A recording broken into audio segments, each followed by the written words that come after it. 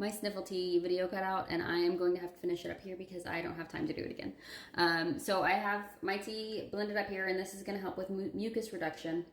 Super effective, and I love it. As soon as it cools, I'm going to add the honey, and I'm going to let this steep for at least 10 minutes, preferably longer.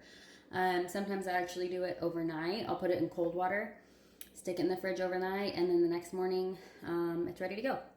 So all of the herbs that I used are organic, and the tools are stainless steel. Please do not use a bleach tea bag. Please. And the ginger. So I buy the ginger fresh, but it goes bad so fast. So what we do is I scab it up, I stick it in the freezer, and then I just grate it. It's perfect. It's perfect that way. Everything that I've used here is in my Amazon shop if you want to go see like what I'm using, but find the best deal. Do what you can, and go forth and be sniffle free.